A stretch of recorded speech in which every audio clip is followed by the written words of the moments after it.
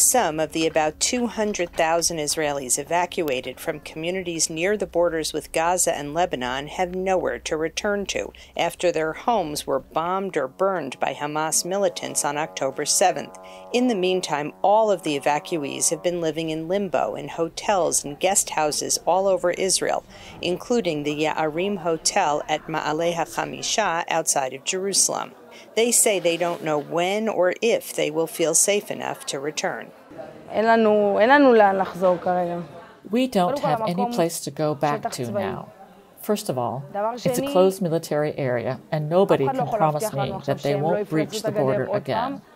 In our case, they came on hang gliders by air, but nobody can promise us that won't happen again either. Many fled their homes immediately after the Hamas attack with nothing but the clothes on their backs. Volunteers mobilized to collect and distribute thousands of cartons of clothing, toys, and household items for the evacuee centers.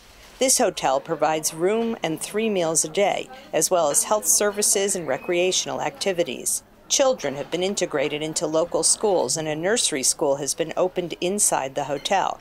One of the teachers says the children seem calmer and happier now, 2 months after the October 7th attack. In the beginning, they were very frightened. Any loud noise would scare them. There's a house here that was built by a volunteer that came, and many of the kids would crawl into it and find a safe haven for themselves. And they would close the windows and the doors. They would put blankets over the windows so that the baddies wouldn't be able to come in and find them. About 400 of the original 550 evacuees from 2 Gaza border communities remain at the Ma'aleh HaChamisha hotel. Some have found alternative housing, either renting apartments or moving in with relatives. They say that families living long-term in small hotel rooms is challenging, especially for those already coping with trauma and stress. ומגיעים לכאן ילדים, משפחות, אבות, אימהות, שהם לא פוסט-טראומטיים, הם עדיין טראומטיים. Coming here are children, fathers, and mothers who are not experiencing post-trauma, but are still feeling trauma itself. When there was a missile alert, which doesn't happen here often, the reaction was so different than the longtime residents here.